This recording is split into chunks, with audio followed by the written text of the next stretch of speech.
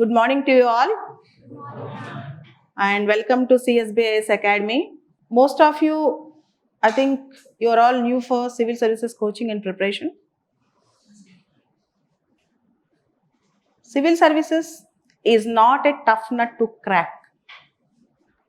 అంత కష్టమైన పరీక్ష అయితే కాదు, కానీ ఇష్టంగా చదువుకోవాలి. ఇదంత కష్టమైన పరీక్ష అయితే కాదు, కానీ చాలా ప్యాషన్, చాలా ఇష్టంతో చేయాల్సిన పరీక్ష అన్నమాట.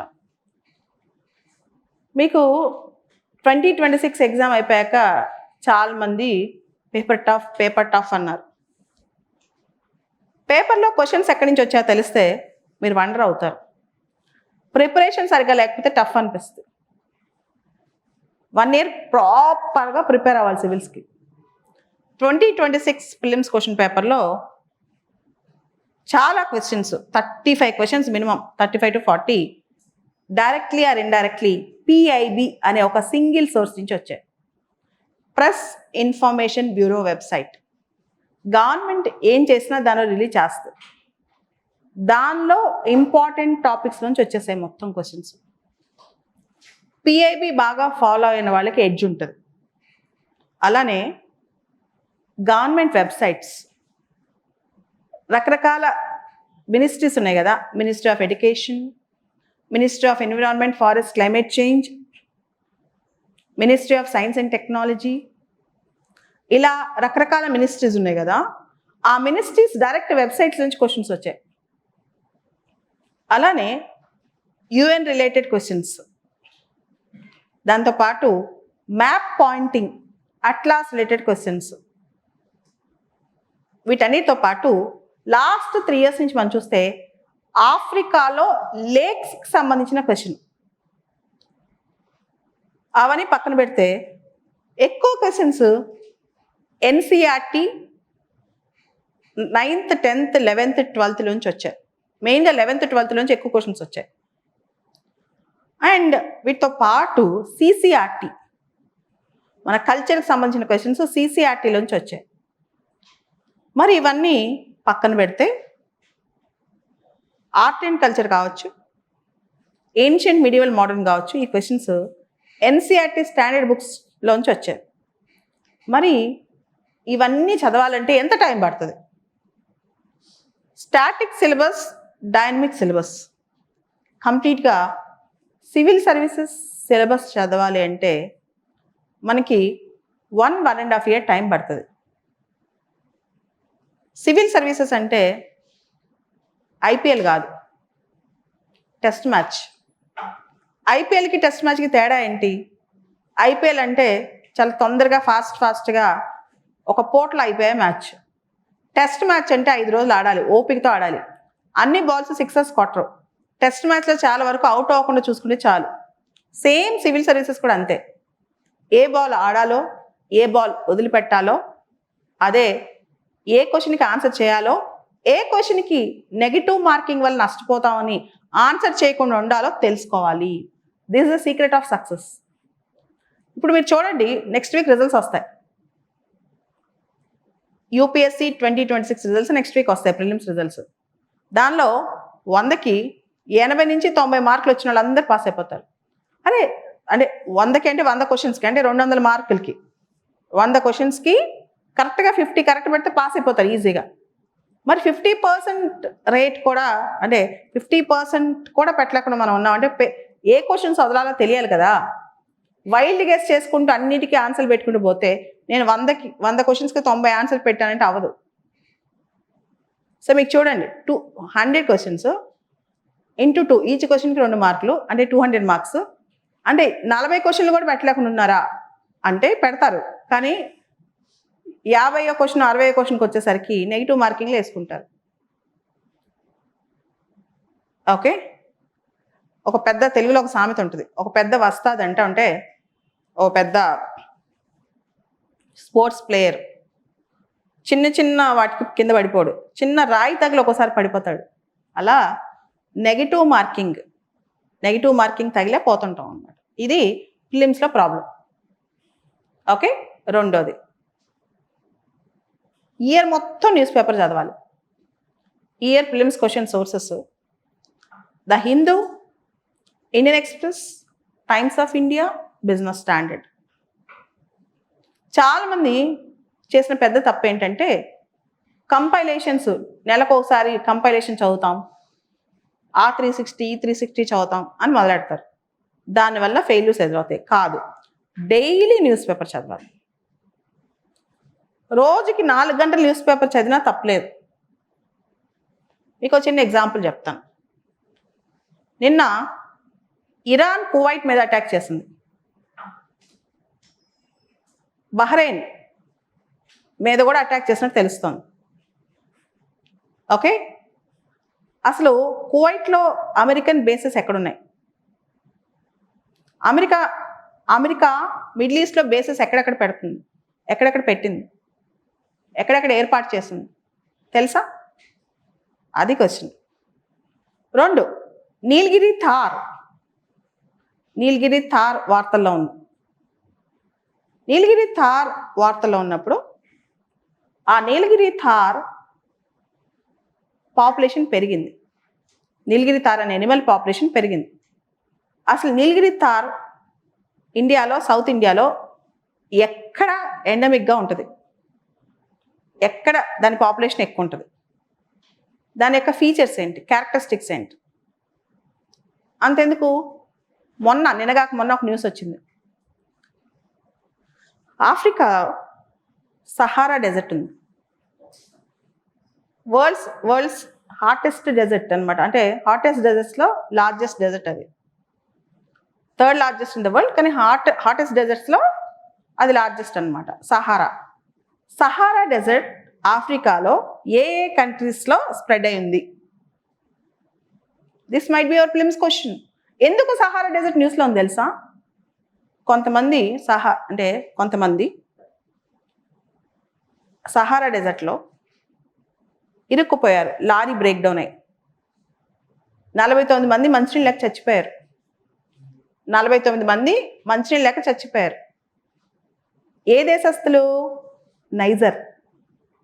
Niger country. ఏ కంట్రీకి వెళ్ళి వస్తున్నారు? మాలీకి వెళ్ళి వస్తున్నారు. ఎందుకు మాలీకి వెళ్ళి వస్తున్నారు? మాలీలో ఒక ముస్లిం ఫెస్టివల్ జరుగుతుంది. వెళ్ళి లారీ ఎక్కి తిరిగి వస్తే సహారా డెజర్ట్లో లారీ బ్రేక్ డౌన్ అయిపోయింది. లారీలో ప్రాబ్లం వచ్చింది, రిపేర్ అయిపోయింది. కనుచూపు మేర మంచినీళ్ళు లేవు, పరిగెత్తిన మంచినీళ్ళు లేవు, అందరూ చచ్చిపోయారు ఆల్మోస్ట్. క్వశ్చన్ ఏంటి? ఎంతమంది చచ్చిపోయారని కాదు, క్వశ్చన్ ఏంటంటే సహారా డెజర్ట్ లొకేషన్ ఏ కంట్రీస్లో ఉంది, దాని యొక్క ఫీచర్స్. మిగతా డెజర్ట్స్కి సహారా డెజర్ట్కి తేడా. సహారా డెజర్ట్ అనేది వరల్డ్లో ఒక డేంజరస్ పాయింట్ తెలుసా? అక్కడ ఇరుక్కుంటే బయటికి రావడం చాలా కష్టం. ఇలా ప్రిపేర్ అవ్వాలి. దీన్నే రివర్స్ ఇంజనీరింగ్ టెక్నిక్ అంటారు. ఒక టాపిక్ కరెంట్ అఫైర్స్లో చదివి దానిలోంచి లోతుల్లోకి వెళ్ళాలన్నమాట. కరెంట్ అఫైర్స్లో ఒక టాపిక్ పూర్తిగా చదివి దానిలోంచి బాగా ఇన్డెప్త్ రీసెర్చ్ చేస్తూ వెళ్ళిపోవాలి. So I expect all of you to study for 12 hours a day. Study అంటే చాలామంది సివిల్ సర్వీసెస్లో పుస్తకాలు తీసుకుని బట్టి పట్టడం అనుకుంటారు. ఈసారి క్వశ్చన్ పేపర్ చూస్తే అది రాంగ్ అని తెలుస్తుంది. బుక్స్ తీసి బై హార్ట్ చేయడం కాదో చదవంటే, బుక్స్ తీసుకుని చదివిన తర్వాత డిస్కషన్, దాని ఆన్సర్స్ రాయటం, దానికి సంబంధించిన వీడియోస్ చూడటం, దానికి సంబంధించి ఆన్లైన్లో సెర్చ్ చేయటం, దానికి సంబంధించి పాయింటర్స్ రాసుకోవడం, దానికి సంబంధించి ఒక ఈవినింగ్ వాక్ చేస్తున్నాం, మార్నింగ్ బ్రీతింగ్ ప్రాక్టీస్ చేస్తున్నాం, మనం ఏం చదివాము దానిలోంచి క్వశ్చన్ ఎలా రావచ్చు అని ఆలోచించటం, ఇది చదవంటే. Okay, and most importantly I wish to tell you the most important thing, last 20 years question papers తీయండి. 2026 నుంచి 2006 వరకు డైలీ 10 questions ఆన్సర్ చేయొద్దు. క్వశ్చన్ ఎక్కడి నుంచి వచ్చిందో చదవండి. నేను మీకు మొన్న క్వశ్చన్ పేపర్ వచ్చిన తర్వాత వీళ్ళకి క్వశ్చన్ పేపర్ ఎలా వచ్చింది అని చెప్పి సాయంత్రం పేపర్ తీసుకుని చదివా. పేపర్ ఫస్ట్ చదివితే ఏమర్థమైందంటే కరెంట్ అఫైర్స్ బేస్డ్ క్వశ్చన్స్ చాలా వచ్చాయి. కానీ నెక్స్ట్ ఇయర్ కూడా పేపర్ అలా వస్తుందని చెప్పి ఎవరు చెప్పలేం. అలాంటి అవకాశాలు ఉండవు. నెక్స్ట్ ఇయర్ మళ్ళీ స్టాటిక్లోకి వెళ్ళిపోవచ్చు. అందుకని there is a good combination called static and dynamic portions. స్టాటిక్లో మీరు ఏం చదువుతారు? Polity, history, geography, economy, current affairs, science and technology, environment, ecology, international relations ఈసారి ప్రిలిమ్స్ పేపర్లో ఐఆర్ క్వశ్చన్స్ కూడా బాగా వచ్చాయి. ఇంటర్నేషనల్ రిలేషన్స్ కావచ్చు, ఇలాంటివన్నీ చదువుతారు. ఎక్కడ? స్టాటిక్లో. మరి ఏం చదవాలి? ఎన్సీఆర్టీ బుక్స్, స్టాండర్డ్ బుక్స్ చదవాలి. NCERT books plus standard books. దాంతో పాటు రోజుకి 4-5 గంటలు న్యూస్ పేపర్స్, కరెంట్ అఫైర్స్ బాగా చదవాలి. ఎందుకు యూపీఎస్సీ పేపర్ ఈ విధంగా డిస్కరేజ్ చేస్తూ, అంటే కొన్ని సందర్భాల్లో చాలా మందిని అవుట్ చేస్తూ ఇచ్చింది, కేవలం కోచింగ్ సెంటర్కి వెళ్ళి లేదా కేవలం మాక్ ఇంటర్వ్యూలు చేసి సివిల్స్ పాస్ అవ్వకుండా వీళ్ళు నిజంగా బాగా ప్రిపేర్ అవుతున్నారు లేదో తెలుసుకుందామని చెప్పి. అండ్ రెండోది, మీ అందరికీ తెలియాల్సిన విషయం ఏంటంటే, పేపర్ టఫ్గా వచ్చిందంటే మీ ఒక్కరికే కాదు, ఇండియా మొత్తం టఫే. ఇది అకాడమిక్ ఎగ్జామ్ కాదు, కాంపిటేటివ్ ఎగ్జామ్. కాంపిటేటివ్ ఎగ్జామ్లో రిలేటివ్ మెరిట్ చూస్తారు. రిలేటివ్ మెరిట్ అంటే అందరికంటే కంపారిటివ్గా నీకు మార్క్స్ ఎక్కువ వచ్చినా లేదో చూస్తారు, కానీ నీకు టాప్ మార్కులు వచ్చినా లేదా అనవసరం. ఫర్ ఎగ్జాంపుల్, పేపర్ ఈజీగా వస్తే కట్ ఆఫ్ 100 ఉంటే, పేపర్ టఫ్గా వస్తే కట్ ఆఫ్ 70-60 ఉంటుంది, అంతే కదా. అలాంటప్పుడు మనకి టఫ్ అని ఎందుకు బాధపడాలి? అందరికీ టఫే కదా. ఉన్న దానిలో మనం బెస్ట్గా ఎలా పర్ఫామ్ చేయాలన్న లాజిక్ ఎందుకు తీసుకోకూడదు? ప్రతి దానికి ఒక లాజిక్ ఉంటుంది, ఆ లాజిక్ని మనం ఆలోచించాలి. Okay. And the other important thing, civils exam అనేది 3 స్టేజెస్లో ఉంటుంది. యూపీఎస్సీ ఎగ్జామ్ చాలామంది తెలియని విషయం ఏంటంటే, దీనిలో ఓన్లీ ఐఏఎస్ ఉంటుంది అనుకుంటారు.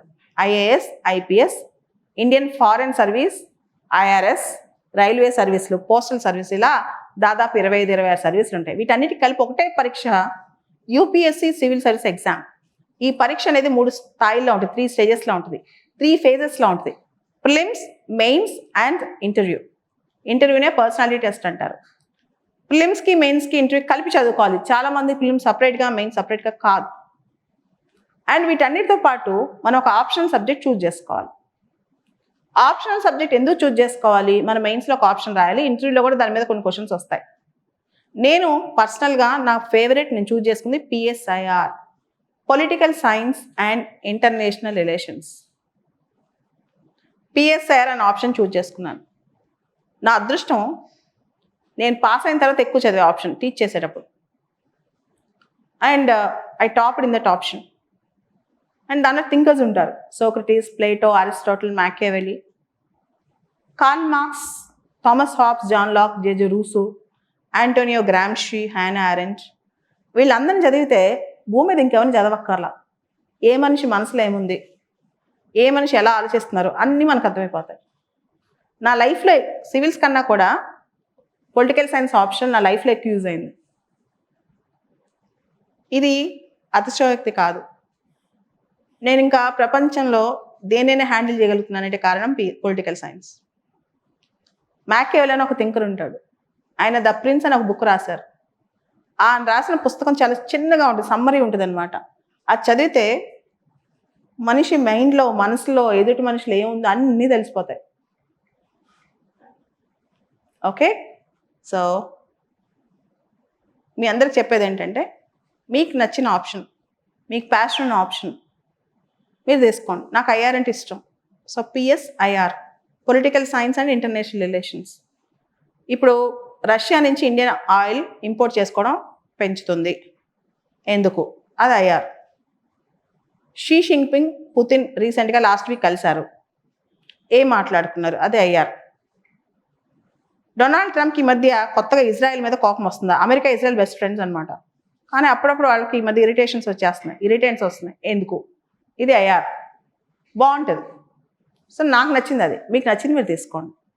నేను ఎందుకు తీసుకున్నానో కారణం ఏంటంటే, ఫస్ట్ టైం తీసుకున్నప్పుడు జిఎస్ పార్ట్ చాలా వరకు దానిలో కలిసి వస్తుంది. ఒకవేళ మీకు కూడా ఒక సజెషన్ ఏంటంటే, ఒక 2 ఏళ్ళ తర్వాత, 1 ఇయర్ తర్వాత ఆప్షన్స్ ఎత్తేసిన పిఎస్ఆర్ తీసుకోవడం వల్ల ఎథిక్స్ కావచ్చు, పాలిటీ కావచ్చు, ఐఆర్ కావచ్చు, అన్నీ కలిసి వస్తాయి. యూపీఎస్సీ రిఫార్మ్స్ 2-3 ఇయర్స్లో వస్తాయి. ఒక ముందు వచ్చినా వెనక వచ్చినా చెప్పలేం. అప్పుడు ఇంకొంచెం బెటర్గా ఆలోచించి తీసుకోండి. జిఎస్తో కనెక్ట్ అయిన ఆప్షన్ తీసుకోవడం కొంచెం risk. Just think it over. Okay. So the other important thing, in hours fixed చదవాలని నేను చెప్పను, కానీ నిద్రపోవాలి, చదువుకోవాలి, ఏం చదివామో దాని మీద ఆలోచించాలి. Why, what, how, where, when, మన చుట్టుపక్కల జరిగే అంశాలన్నీ ప్రశ్నించాలి. ప్రశ్నిస్తూనే ఉండాలి. ఒక చిన్న ఎగ్జాంపుల్ చెప్తాను. మొన్న ఢిల్లీలో ఫైర్ యాక్సిడెంట్ అయింది. చాలామంది చనిపోయారు. Disaster management, man made disasters. Fire accidents are man made disasters. Tsunami అనుకోండి, అది natural disaster. Fire accident is a man made disaster. దానిలో ఎనాలిసిస్ చేయాలి. యాక్సిడెంట్ ఎలా అయింది, దాన్ని ఎందుకు అవాయిడ్ చేయలేకపోయాం, అంతమంది చనిపోవడానికి కారణం ఏంటి, అలాంటివి రిపీట్ అవ్వకుండా ఏం చేయాలి. మీరే అక్కడ కలెక్టర్ అనుకోండి, ఇమీడియట్గా మీకు కాల్ వస్తుంది ఒక ఫైర్ అంటుకుందని. How do you respond? మీరు ఎలా దానిలో రెస్పాండ్ అవ్వబోతున్నారు? ఇవన్నీ కూడా మీరు పాయింట్ టు పాయింట్ చూసుకోవాలన్నమాట. ప్రతి పాయింట్ చూసుకోవాలి. అంతెందుకు, నిన్నగాక మొన్న ఒక వీడియో వైరల్ అయింది. ఒక ఎయిర్ ఫోర్స్ అంటే ఆర్మీ ఆఫీసరు మిలిటరీ హెలికాప్టర్ వెనకాల గర్ల్ ఫ్రెండ్కి ప్రపోజ్ చేశాడా? దానిలో ఎథికల్ పాయింట్ ఏంటంటే, నువ్వు మిలిటరీ యూనిఫామ్ వేసుకుని మిలిటరీ విమానం వెనకాల పెట్టుకుని గర్ల్ ఫ్రెండ్కి ఎలా ప్రపోజ్ చేస్తావు, అది అన్ప్రొఫెషనల్ కదా అని. దానికి కొంతమంది కౌంటర్ వేస్తారు. అంటే ఒక సోల్జరు, ఒక ఆఫీసరు దేశం కోసం చచ్చిపోవచ్చు, ఆ వైఫ్ ఎన్ని త్యాగాలైనా చేయొచ్చు భర్తను వదిలేసి, కానీ ఒక యూనిఫామ్తో భర్త ఐ లవ్ యూ చెప్తే తప్ప అని చెప్పి కొంతమంది దాన్ని కౌంటర్ వేస్తున్నారు. దీనిలో ఎథికల్ డైలమా ఏంటి? ABCD, ఏది రైట్ ఏది రాంగ్, ఇదే ఎథిక్స్ క్వశ్చన్. చూసారా? అది ఒక అబ్బాయి పాసింగ్ అవుట్ పరేడ్ అయిపోయిన తర్వాత తన ఫియాన్సీకి వంగి నన్ను పెళ్లి చేసుకుంటావా అని అడిగాడు. దేంతో? మిలిటరీ యూనిఫామ్తో. అది రైటా రాంగా? It's a subjective question. ఇట్లా సొసైటీలో ఏం జరుగుతుందో అబ్జర్వ్ చేయండి. ఓకే, కాక్రోచ్ జనతా పార్టీ దగ్గర నుంచి అన్నామలై రిజిగ్నేషన్ వరకు. ఫర్ ఎగ్జాంపుల్, మనకి ఒక టాపిక్ ఉంది సోషల్ మూమెంట్స్ అని, సామాజిక ఉద్యమాలు. సమాజం నుంచి వచ్చే ఒక మూమెంట్, ఒక రెవల్యూషన్ డిజిటల్ ఎరాలో చాలా ఫాస్ట్గా వచ్చేస్తుంది. ఓకే, అలానే అంత ఫాస్ట్గానే ఆవిరైపోద్ది. మరి how do you see this cockroach Janata party?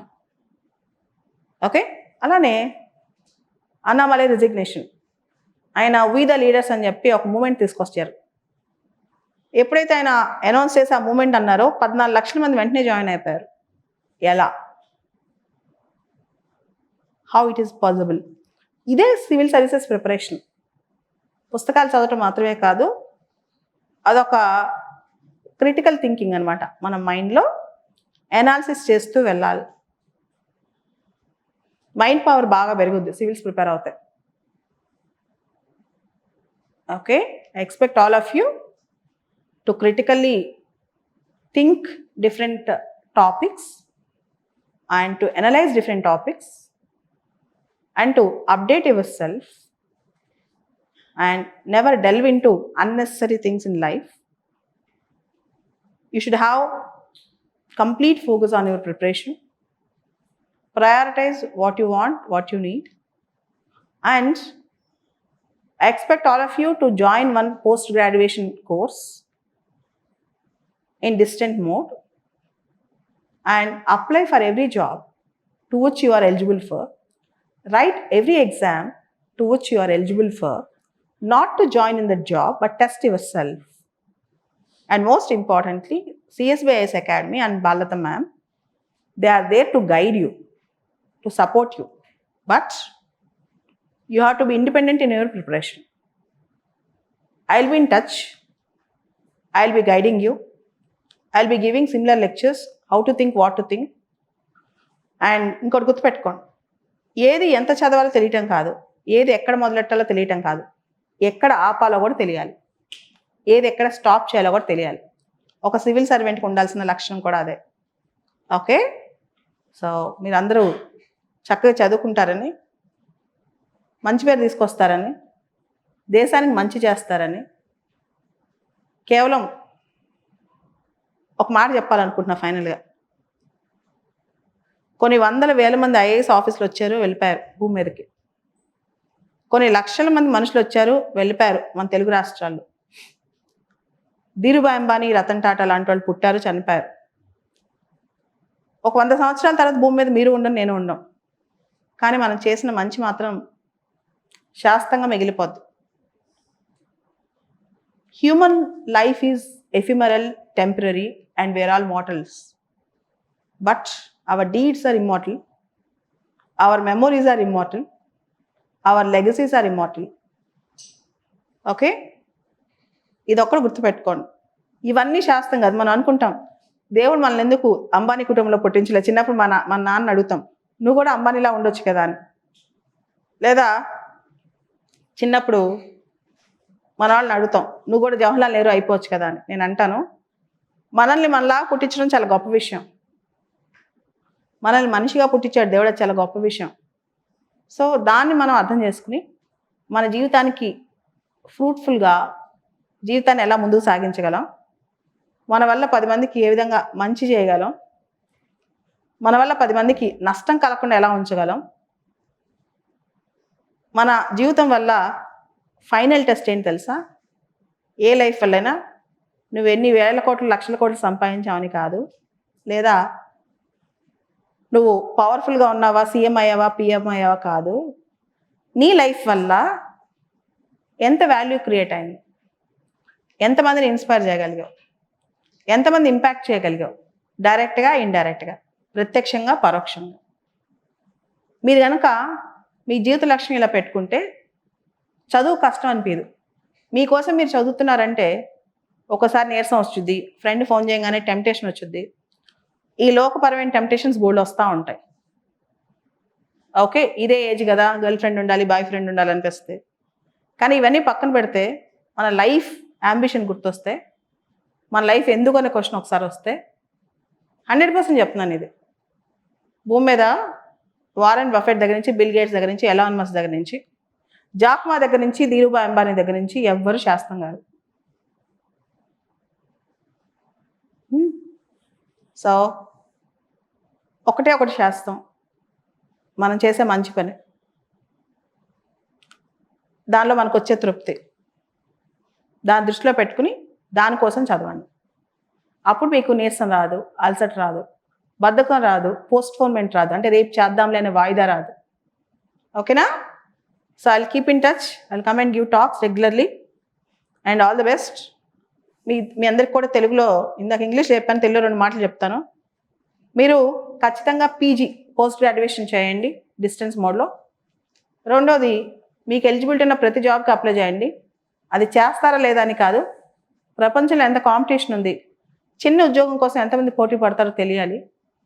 జీవితం ఎంత కష్టపడితే ఈ స్థాయికి వచ్చింది, మన వెనకాల ఎంత సపోర్ట్ చేస్తే మన పేరెంట్స్ కానీ మన వాళ్ళు కానీ ఈ స్థాయిలో ఉన్నామని మనం అర్థం చేసుకోవాలి. ఓకే కదా? టైం వేస్ట్ చేసుకోకండి, రోజు న్యూస్ పేపర్ చదవండి. Thank you all.